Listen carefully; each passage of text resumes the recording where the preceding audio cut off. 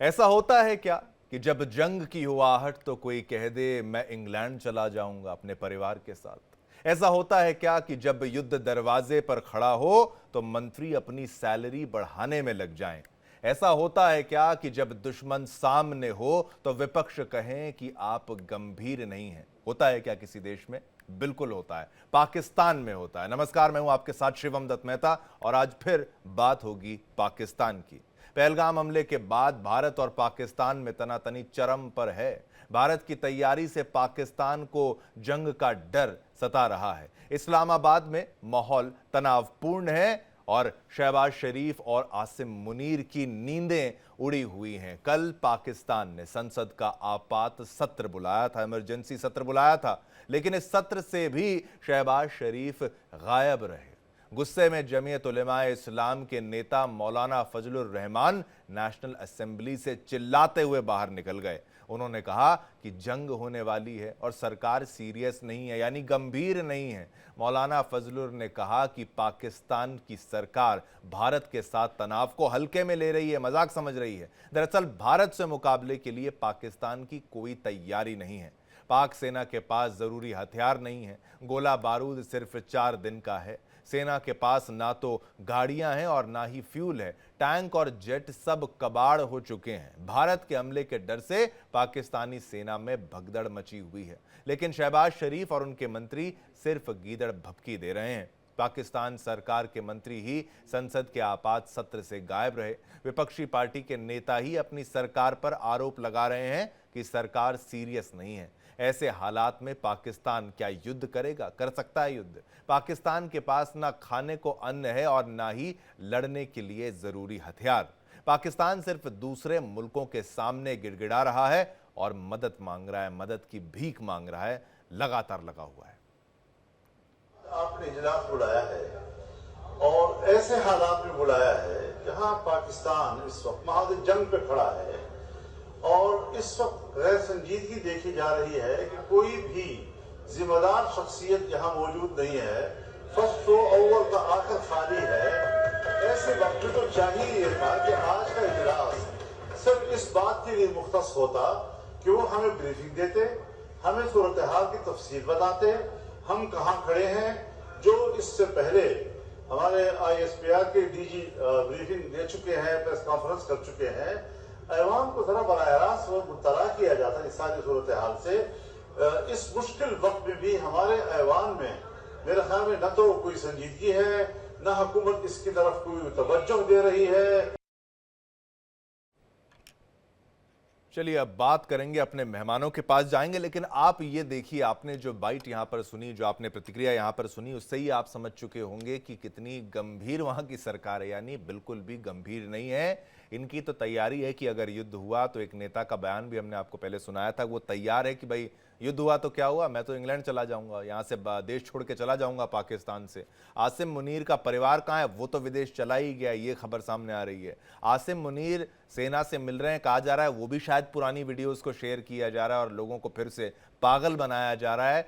बंकरों में रह रहकर वो दिशा निर्देश आसिम मुनीर दे रहा है और एक मौलाना संसद में बैठा हुआ है और वो अपनी बातों को कह रहा है और एक इमाम का बेटा यानी कि मौलाना आसिम मुनीर, उसको मुल्ला आसिम मुनीर आजकल कहा जा रहा है। उसका कारण है कि जब उसे बात करनी थी अपने देश की भलाई की, बात करने लगा वो मजहब की और कहने लगा हम हिंदुओं से अलग हैं। कर्नल JK सिंह साहब, रिटायर्ड डिफेंस एक्सपर्ट, आपका बहुत बहुत शुक्रिया सर। जय हिंद आपका, आपने अपना कीमती वक्त हमारे लिए निकाला। लेकिन ये सूरत हाल, दुश्मन उस लायक तो हो कि जिससे लड़ा जा सके, उतना गंभीर तो हो जिससे युद्ध हो सके। ये कैसा दुश्मन है?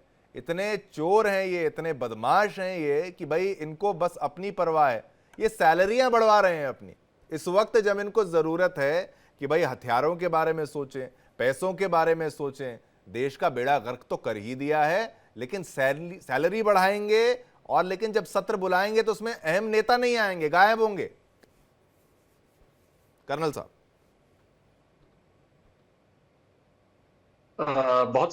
बहुत सही आपने बताया। अगर आप इस चीज को देखें, हर आदमी को एक साथ होना चाहिए और अगर एक स्पेशल सेशन बुलाया गया है विशेष सत्र बुलाया गया है, तो ऐसे में विशेष सत्र में अपेक्षाएं होती है सबकी कि वहां पर चर्चाएं होंगी, जो ताजा हालात हैं उसके बारे में जानकारियां दी जाएंगी, जी। जो लेटेस्ट बॉर्डर पे चल रहा है उसके बारे में बताया जाएगा, जो इंटेलिजेंस दुश्मन के बारे में है उससे जुड़ी हुई कुछ बातें जो बाहर की जा सकती हैं वो शेयर की जाएंगी, और उसके बाद सामूहिक रूप से बातचीत करके एक निर्णय लिया जाएगा कि क्या आगे करना है। विशेष सत्र एक सामूहिक शक्ति का प्रदर्शन होता है, पर आप देख लें पाकिस्तान में विशेष सत्र एक खंडित शक्ति का प्रदर्शन कर रहा है, जहां आवाजें अलग है, सुर अलग है, और अगर आप मोहम्मद फजलुर रहमान साहब की बात सुने और उनकी आवाज में दर्द समझें तो एक आम पाकिस्तानी का दर्द है, और ये दर्द है, एक चीज है, एक बेबसी भी है और एक व्यग्रता भी है कि ये कौन से हुक्मरान हैं, न सेना न सरकार, दोनों ही इस समय अवाम को गुमराह कर रही है। बिल्कुल। और मीडिया में आकर उल्टे सीधे बयान देकर वो इस बात को बताना चाहते हैं कि जी हम तैयार हैं। बार बार इस चीज को बताने से और कोई झूठ बार बार बोलने से सच नहीं हो जाता, झूठ के पांव नहीं होते। और अगर आप देखेंगे तो कल जब विशेष सत्र बुलाई गई थी तो एक माहौल था, एक मैसेज गया था हर तरफ अवाम के अंदर कि यहाँ पर कुछ सीरियस होने वाला। पर जाहिर है अगर मोहम्मद फजलुर रहमान ने ये कहा कि काश हमें ये पूरे हालात बताते, यानी हालात नहीं बताए, काश कोई शर्मिंदगी है पहलगाम का के पृष्ठभूमि में, उन्होंने कहा न कोई शर्मिंदगी है, अगर क्योंकि वहां की आवाम, वहां के लोग जान रहे हैं कि पहलगाम में पाकिस्तान और सिर्फ पाकिस्तान था जो इस हमले के पीछे उसी का हाथ है, तो वो कह रहे हैं कि ना तो कोई शर्मिंदगी है, यानी कि ना कोई तवज्जो दे रहा है इसकी, यानी कि पाकिस्तान सरकार इसको एक ऐसे एलिमेंट के द्वारा की गई साजिश बता रहे हैं जिसमें ऐसा लग रहा है सरकार को भी मालूम नहीं है ये कैसा देश है जहां सेना एक तरफ काम कर रही है, सरकार एक तरफ काम कर रही है, विपक्ष किसी और तरफ काम कर रहा है। तो सरकार के भी लोगों को जानकारी नहीं दी जा रही, मीडिया भी बहुत अलग अलग तरीके से कुछ बेतुका बयान पेश कर रहा है। तो ना तो लोग इन्फॉर्म्ड हैं, ना वहां के तो ना कि वहां के का नेतृत्व इन्फॉर्म्ड है, ना वहां पे जो संसद में विशेष सत्र में आए थे वहां के जो नुमाइंदे हैं वो इन्फॉर्म्ड। और देखिए एक तो ऐसे में मैं समझता हूं जी बिल्कुल बिल्कुल, और ऐसे में ये गंभीरता इसी से समझ में आ जाता है कि मौलाना फजलुर रहमान ने कहा कि भाई यहाँ पर कोई भी जिम्मेदार व्यक्ति नहीं है जिससे हम बात कर सकें, कोई हमें ब्रीफिंग दे दे, और भाई कोई हमें मुश्किल वक्त में कोई संजीदगी यहाँ नजर नहीं आ रही, कोई गंभीरता नजर नहीं आ रही है, और एक तरीके से कॉमेडी चल रहा है वहाँ पर, एकदम मजाक चल रहा है वहाँ पर। पाव किलो के एटम बम की आए दिन वहाँ पर बात करते हैं, एटम बम करते हैं, इनको ये नहीं पता कि वो न्यूक्लियर रिएक्शन कौन सा होता है, फिजन होता है या फ्यूजन होता है। अब ये सारी बातें उनको समझाना खैर अपना सर दीवार पे मारने जैसा है। लेकिन ओपी तिवारी साहब भी हमारे साथ हो गए हैं, साथ आ गए sir, retired air vice marshal OP Tiwari साहब, आपका बहुत बहुत धन्यवाद, आपने अपना कीमती समय निकाला। एक तो भारत में चर्चाओं का दौर, और भारत में हर लेवल पर जो मीटिंग होती है गंभीर बातें वहाँ पर सामने निकल कर आती है। ठीक है, हमारा विपक्ष कई बातों में सरकार से मतभेद रखता है, लेकिन उसने इस बात को क्लियर कर दिया कि आप जो जवाब देंगे वो सही जवाब देंगे। कुछ फ्रिंज एलिमेंट्स को छोड़ दें जो कि टॉय प्लेन के साथ खेलते हुए नजर आते हैं, बच्चों वाले दिमाग के साथ, उनको हम अलग कर देते हैं, लेकिन मुख्यतः सब एक साथ आते हैं। लेकिन पाकिस्तान में जो रोना देखने को मिला कि भाई वो कुछ चले जाते हैं, कुछ कहते हैं आप पर कोई गंभीर नहीं है, कोई जिम्मेदार व्यक्ति नजर नहीं आ रहा है, बात करें तो बात किससे करें, कोई हमें बताएगा जंग के सूरत हाल हैं, और यहां पर मजाक चल रहा है। देखिए पाकिस्तान की हालत बहुत खराब हो चुकी है। अभी तक ऐसा था कि भाई आर्मी प्रत्यक्ष रूप से या इनडायरेक्टली कंट्रोल करती थी, तो कुछ अंदर में इनकी कोहेसिवनेस थी, पॉलिटिकल और आर्मी लीडरशिप। अब इन्होंने मीटिंग तो बुलाया, अब इनके और आर्मी लीडरशिप नहीं कहूंगा, इनके जनरल मुनीम को भी इनके जो बीच में जो बात हुई होगी निष्कर्ष तक नहीं पहुंचे होंगे, इसीलिए पॉलिटिकल लीडर को मजबूरी बस ये सब जो पार्लियामेंट में नहीं आ पाए और उनको अलग रहना पड़ा। बिकॉज वो क्या मीटिंग करते और क्या देते जवाब और क्या होगा बाद में, तो इसका कोई तात्पर्य नहीं था। मतलब कि क्या कहेंगे, क्या जवाब देंगे और क्या होगा, उसमें कोई कनेक्शन ही नहीं होगा। वो करना तो उनको है, आर्मी चीफ साहब को है, जो अपना पूरी प्रॉपर्टी अब वहां पहुंचा चुके हैं, उनको करना है। तो ये एक जो बात होगी, मेरे ख्याल से ये लोग एक निष्कर्ष और एक डिसीजन पर नहीं पहुंच पाए होंगे। तो पॉलिटिकल लीडरशिप को अपनी इज्जत, अपना फेस बचाने के लिए, ताकि उनको अपोजिशन से ज्यादा सामना ना करना पड़े, इसी डरवश कि मैं यहाँ क्या बात करूं और वहां क्या बताऊंगा और पाकिस्तान फौज क्या करेगी, इसमें कोई सो नहीं है। तो अपनी इज्जत बचाने के लिए किसी बहाने से वो वहां पर नहीं आए। और इस तरह का जो यही होता है कि जब क्रैक दिखने लगता है, पाकिस्तान की पॉलिटिकल लीडरशिप, आर्मी, अपोजिशन में और सोसाइटी में जब क्रैक दिखने लगता है, तो इस टाइप की गतिविधियां नोटिस की जाती है। और ये क्रैक बिल्कुल सामने आ चुका है। और मौलाना सरेआम साहब बोलने लगे कि ये वॉर इस्लाम के खिलाफ नहीं है, ये वॉर एक आदमी के अपने स्वार्थ के लिए है। तो इस स्वार्थ के लिए पाकिस्तान को क्यों बलि का बकरा बनाया जाए, पूरे पाकिस्तान को क्यों बलि का बकरा जाए, ये सामने बोलने की कोशिश कर रहे हैं और हिम्मत आ गई है, बोले जा रहे हैं और ये आवाम भी इकट्ठा हो गई है। दूसरी तरह से बलूचिस्तान भी रिएक्ट कर रहा है, खैबर पख्तूनख्वा भी कर रहा है। और इनकी एक आर्मी के लोअर एचेलॉन में बलूचिस्तान काफी है, खैबर पख्तूनख्वा बहुत है। तो शिवम, समय दूर नहीं है जब उन्हीं की आर्मी इनके टॉप जनरल्स को गोली मारेगी, तभी जाके पाकिस्तान में शांति होगी। समय दूर नहीं है, मैं श्योर हूँ। आवाम तो उनके अगेंस्ट हो ही गई है, पानी बंद हो गया है, अब बेचारे क्या करेंगे। ये पानी का ब्लेम इंडिया पर तो नहीं दे सकते, ब्लेम तो सिर्फ उन्हीं का है। उनकी आवाज के समझ में है कि हिंदुस्तान ने अपने आप आगे आगे पानी बंद नहीं किया है, विवश होकर पानी बंद किया है। किसी का पानी और हुक्का बंद करने में हमारी हिंदू की फिलॉसफी कभी भी नहीं रही है। तो उन्होंने विवश किया तो हमें कम करना पड़ा। अब इसकी जब मार ढेरेंगे तो आवाम पब्लिक भी सामने आएगी। सिंध पे और पंजाब में भी डिफरेंसेस पैदा होंगे, बिकॉज वो अलग अलग चाहते हैं। तो ये तरफ से ये दिखा रहा है कि पाकिस्तान सीरिया की तरफ अग्रसर हो रहा है। बिल्कुल बिल्कुल। और मुझे लगता है पाकिस्तान बेवकूफ़ी तो कर ही रहा है। अब मिलिट्री रूल की तरफ अगर कोई जाने का प्रयास करे, तो कई बार हम अपनी चर्चाओं में कहते हैं बहुत बड़ी बेवकूफ़ी है।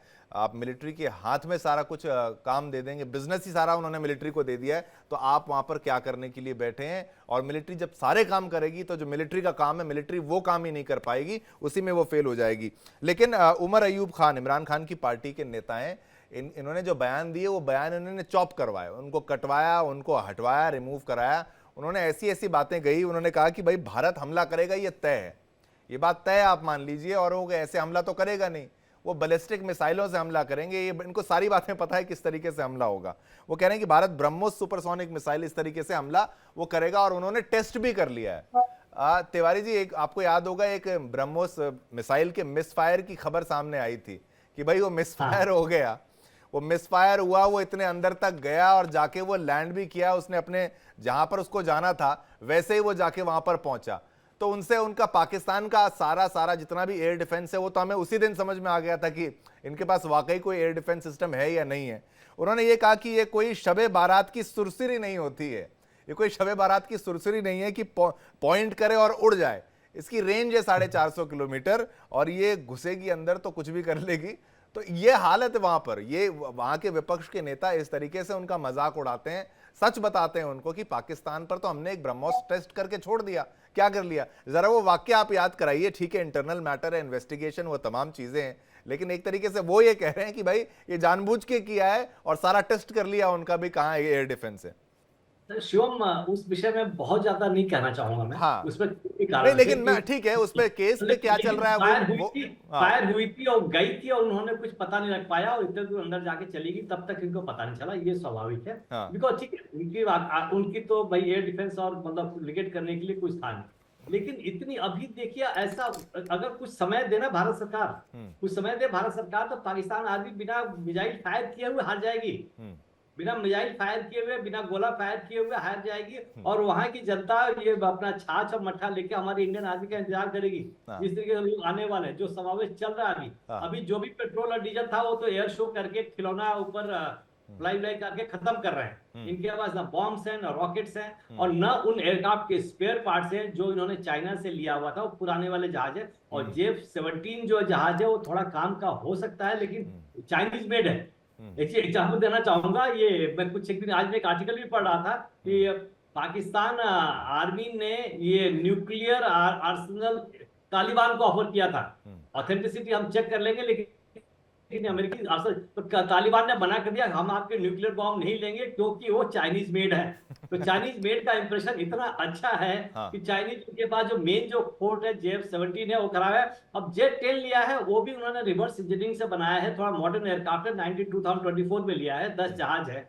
लेकिन इस सब जहाज के लिए हमें एयर शो तो नहीं करना है, हमारे पास तो बॉम्ब चाहिए, मिसाइल चाहिए, रॉकेट चाहिए, जाके एयरबोर्न एयरक्राफ्ट एयरबोर्न और लॉन्च करें। जब भी एयर प्लेटफॉर्म से लॉन्च किया जाता है तो उसकी एक्यूरेसी ज्यादा होती है, उसको इंटरसेप्ट करने की प्रोबेबिलिटी कम होती है, स्ट्राइक प्रोबेबिलिटी काफी हाई होती है। तो इनके पास कुछ है ही नहीं। अभी वहां F-16 उधर कराची से लेके उधर छिपा दिया कि जो भी फोर्स बची हुई है इनके पास उसको बचा के रखना है। लेकिन ओपी तिवारी साहब, एक बात यह है कि F-16 राफेल का मुकाबला तो नहीं कर सकता, ये बात तो तय है कि भाई उसको कंपैरिजन अगर आप करें तो भाई राफेल 4.5 जनरेशन 4.5 या ऑलमोस्ट 5th जनरेशन के करीब है। F-16 की बात करें तो मैंने कहीं देखा वो 4th जनरेशन है। जरा एक कंपैरेटिव एनालिसिस उसका भी समझ में आए, जो ये F-16 करते हैं। अभी तक तो हमने राफेल का इस्तेमाल किया ही नहीं इनके खिलाफ। F-16 का वर्जन देख लीजिए, 1983 वर्जन है और F-16 की लिमिटेशंस हैं, उसने मना कर रखा है, वो इंजन सीज कर देता है। आप क्वेश्चन पूछा था कि can not use against the wishes of America. और जो भी A-B-C-D वर्जन है, CD वर्जन ठीक है, और A-B की भी इनकी जहाज पुराने हो गए हैं, पार्ट्स पुराने हो गए हैं, सर्विसिबिलिटी मेंटेन करने के लिए इनको स्पेयर पार्ट्स चाहिए, स्पेयर पार्ट्स के लिए पैसा चाहिए और स्पेयर पार्ट्स देने के लिए उस कंट्री का विल भी चाहिए कि हम दें न दें।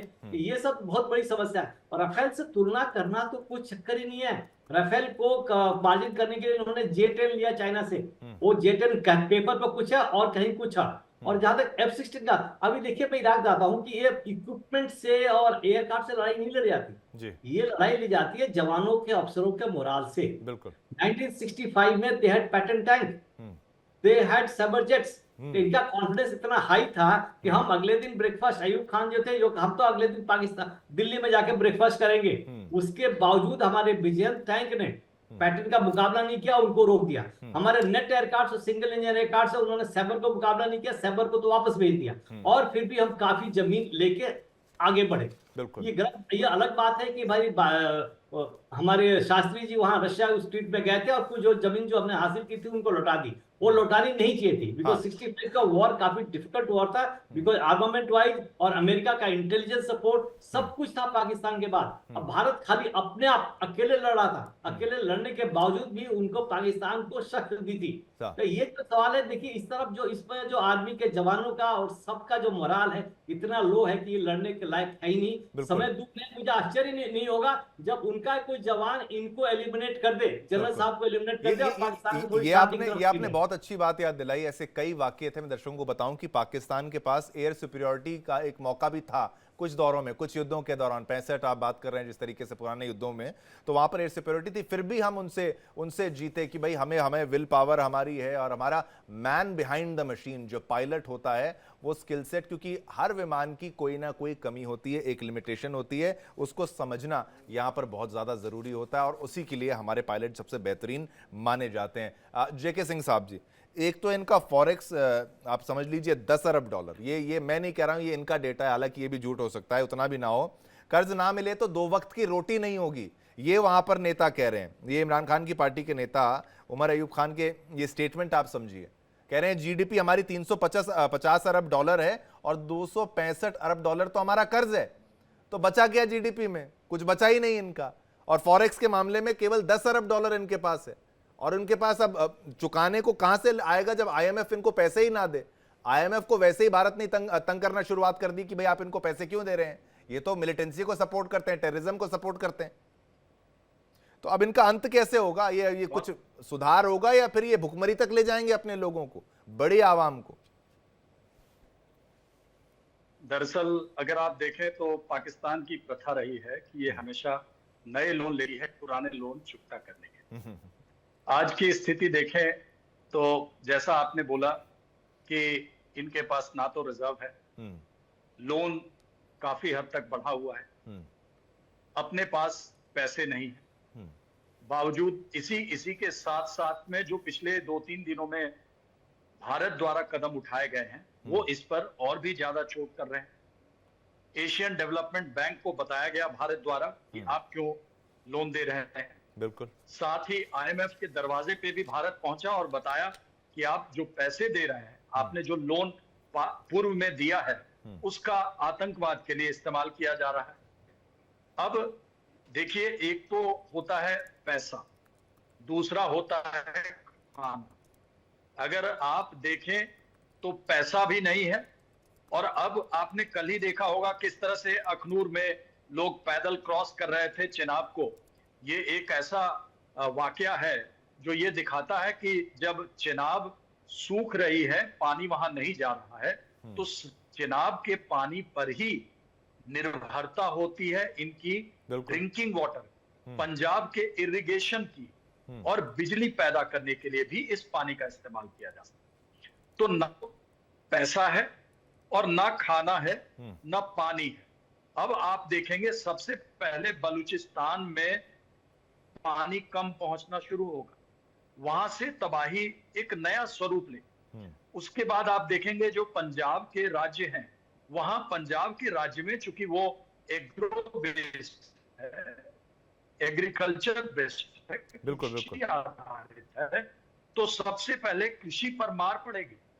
और उसी तो इनकी बत्ती गुल है, ये कुछ नहीं कर पाएंगे। और अगर आप देखें कि ऐसी परिस्थिति में ना बाहर से लोन मिलेगा, ना अंदर पैसा है, और साथ ही जो खाने पीने के लिए भी जो संसाधन चाहिए वो भी नहीं। तभी आपने देखा होगा कितनी भारी भीड़ थी राशन की दुकान के बाहर, 2 से 3 महीने लोग पैसे अपना खाना जमा कर रहे हैं। बिल्कुल बिल्कुल। तो मैं ये समझता हूं कि आज के समय में जो समस्या इनके लिए बड़ी होती जा रही है, वो समाधान कहीं दिखाई मुझे नहीं दे। और समाधान या उस पर चर्चा करने के लिए जब ये मौजूद रहते हैं एक विशेष सत्र में, तो वहां पर इनके ना तो और ना ही इनके डिफेंस मिनिस्टर कोई है ही नहीं, तो वहां चर्चा किस बात की? बिल्कुल। और अगर चर्चा ही नहीं करना था तो विशेष सत्र बुलाया किस लिए? तो और मुझे लग रहा है ये हर तरफ से खाना पूरी कर रहे हैं। बिल्कुल, और बिल्कुल। इसी तरीके से वो सरकार को चलाना चाहते हैं। बिल्कुल, और इस तरीके से चलाएंगे और कब तक चलाएंगे? ओपी तिवारी साहब भी हमारे साथ हैं। ओपी तिवारी जी, मैं आपसे अगर ये कहूं कि भाई उनके जो स्टेटमेंट्स थे वहां पर, बिलावल पार्टी के जो नेता हैं अब्दुल कादिर, उन्होंने जो स्टेटमेंट्स जो चॉप कर दिए गए थे, उमर अयूब के स्टेटमेंट्स को जो चॉप कर दिया गया था, उसको वहां पर निकाला, उनकी बात को रिपीट किया। एक तरीके से कह रहे हैं आपने पाकिस्तान के सारे राज बता दिए, आपने ये बता दिया कि हमारे पास पैसे नहीं है, आपने सारी बातें बता दी कि भाई हमारे अंदरूनी हालात ठीक नहीं है, और फिर एंड में आप कह देते हैं कि हम मोदी को छोड़ेंगे नहीं। ऐसे थोड़ी ना चलता है, ये कोई तरीका थोड़ी ना होता। आपने सारे राज बता दिए कि हमारे पास ना पैसा है, ना हमारे पास लड़ने को 4 दिन से ज्यादा हमारे पास असला बारूद है, हमारे अंदरूनी सूरत हाल ठीक नहीं है, यहाँ से बलोच मार रहे हैं, वहां से खैबर पख्तूनख्वा वाले अटैक करेंगे, वहां पर अफगानिस्तान वाला एंगेज हो जाएगा, हमारा सिंध में हमारे टेंशन हैं, और फिर एंड में कह रहे हैं कि हम मोदी को छोड़ेंगे नहीं, मोदी को हिटलर बता देते हैं वहां पर। तो ये क्या कॉमेडी चल रही है क्या? देखिए, इनको इतने कंफ्यूज है सबको, सोल्यूशन इंस्टेड ऑफ एक साथ इकट्ठा होकर निकालने क्या है वो भी नहीं हो पा रहा। सब अपना अपना सोल्यूशन सोचते हैं, अपना दिखाते हैं। सबसे बड़ी बात ये है कि जब आदमी अपने आप को समझने लगता है कि मैं ही सही हूँ, मैं ही सब कुछ हूँ, हमेशा हर गलती करता है, वो सिचुएशन इनके मुनीर साहब के पास आ गई कि मुनीर साहब जो सोच रहे हैं कि मैं ही हूँ, अकेला चना कभी बाहर नहीं पड़ता, हिंदी कहावत एक बड़ी तगड़ी है। तो ये सब अब ये सोच रहे हैं कि हम लोगों को डरा दें। ये मुझे एक लगता है एक मेडिकल रिपोर्ट, मैं दोबारा कह रहा हूँ, पहले भी कहा था, एक मेडिकल रिपोर्ट इनके डॉन न्यूज़पेपर में लीक की गई थी कि इमरान खान के साथ क्या हुआ है। अगर ये सत्य है कि ये मैसेज दिया गया है बाकी पाकिस्तानियों के लिए कि भैया अपना मुंह बंद संभाल के खोलिए, नहीं तो वही हालत होगी जब हमने भूतपूर्व प्रधानमंत्री के साथ। उस रिपोर्ट को किसी ऑफिशियल चैनल से डिनाई भी नहीं किया गया, झूठा बता देते हैं ये, लेकिन कोई ऑफिशियल वहां पर डिनायल नहीं है।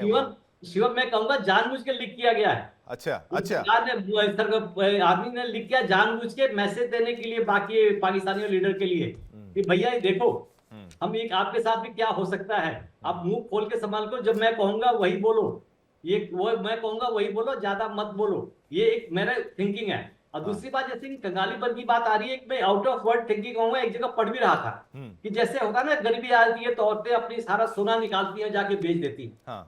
ये है कि इनके पास एक न्यूक्लियर आर्सेनल है, उस आर्सेनल के बायर्स हो सकते हैं ईरान एंड टर्की, हो सकता है कि ये सब बेच के अपनी थोड़ी भुखमरी कम करें। एक ऑप्शन है, ये विश्व के लिए शांति के लिए बहुत इंपॉर्टेंट होगा, और बाकी देश कैसे लेंगे देखने में आएगा। लेकिन मैं इस ऑप्शन को रूल आउट नहीं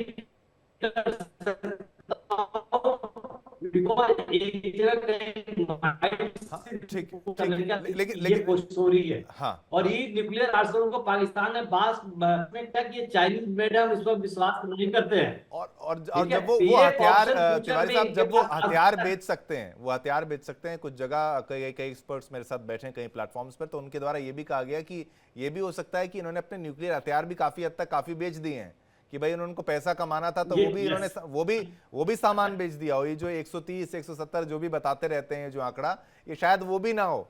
अगर वो हो तो शायद इतना डर भी ना हो कि ये मुनीर इससे छुपते मतलब भागते हुए नजर आएगा। ये मुझे ये भी डर है कि शायद उनके पास वो भी उतना भी पैसा तो छोड़ दीजिए, उतने हथियार भी लड़ने के लिए ना हो। ये जब नेता बयान दे रहे थे जेके सिंह साहब, कर्नल साहब, ये वो कह रहे थे कि भाई खुदा के लिए कभी तो अक्ल से काम लें, खुदा के लिए कभी तो अक्ल से काम लें। ये क्या कर रहे हैं आप लोग? बाकी नेताओं को जिस तरीके से वहाँ ऑपोजिशन और वहाँ की रूलिंग पार्टी के बीच में जो बात चल रही थी, वो कह रहे हैं कि हम सब इकट्ठे हैं और इतनी बड़ी फौज किसी दुनिया के पास नहीं है, 25 करोड़ हमारी आवाम है, अगर आप इसमें से 5-10 करोड़ हटा भी लें मान लीजिए तो 20 करोड़ 15-20 करोड़ तो हम हैं, इतनी बड़ी फौज है किसी के पास। आपको ये बचपना लगता है, बेतुका लगता है, मूर्खता लगती है, क्या लगता है इस तरीके के बयान देते हैं वो कि भाई हम सब लड़ने के लिए तैयार हैं? ये बहुत ही मुझे तो दया आती है उनके ऊपर, इस तरह से जो उनकी सोच है। और इस सोच इसका तो मेरे पास दरअसल इसके लिए कोई जवाब ही नहीं, जिस तरह की इनकी सोच है। हाँ। क्योंकि अगर आप देखें तो जो ये कह रहे हैं कि हमारे पास 20 करोड़ है, उसमें 5 खत्म भी हो जाएंगे तो कोई बात नहीं है, और 5 करोड़ इनके पास, 20 और 5 25 करोड़ है, हमारे पास तो 140 करोड़, और हमारे पास देशभक्त सैनिकों की फौज है, बिल्कुल और उसी के साथ में हमारे साथ पूर्व सैनिकों की भी फौज है। बिल्कुल बिल्कुल बहुत से ऐसे रिजर्व अधिकारी हैं जिन्हें बुलाया कनेक्ट किया गया है और हाँ। बोला गया है कि आप तैयार हैं। बिल्कुल और अगर आप देखें तो हमारे यहाँ अवाम भी देशभक्त है, पूरी हाँ। तरह से राष्ट्र के लिए सब कुछ कर मर मिटने के लिए तैयार है। बिल्कुल बिल्कुल मैं भी कहूंगा कि ऐसे में फौज कोई खाली एक प्रोफेशन नहीं है, ये एक लाइफस्टाइल है, एक पैशन है। वंस अ फौजी ऑलवेज अ फौजी, always ready to serve the nation. मैं हमेशा की तरह ये बात बार बार कहता हूं। बहुत बहुत शुक्रिया, बहुत बहुत धन्यवाद ओपी तिवारी साहब और जेके सिंह साहब, आप दोनों का बहुत बहुत, आपने अपना कीमती वक्त निकाला और बड़े विस्तार से समझाया पूरे मामले को अच्छे से। तो मैं आपको ये भी बता दूं कि भाई उनके संसद में, उनके यानी कि असेंबली में ये तक कह दिया गया कि भाई इसको मारा, इसको उठाया, इसको गिरफ्तार किया, इन पर जुल्म ढाया, यानी बलोचों के साथ जो कुछ कर रहे हैं ऐसा थोड़ी ना बोला जाता। ये सारी बातें वहां पर कही गई हैं। इतने मूर्ख हैं, इतने बेवकूफ हैं, सारी बातें सच ही बता भी देते हैं, फिर कहते हैं हम आतंकवाद से परेशान हैं।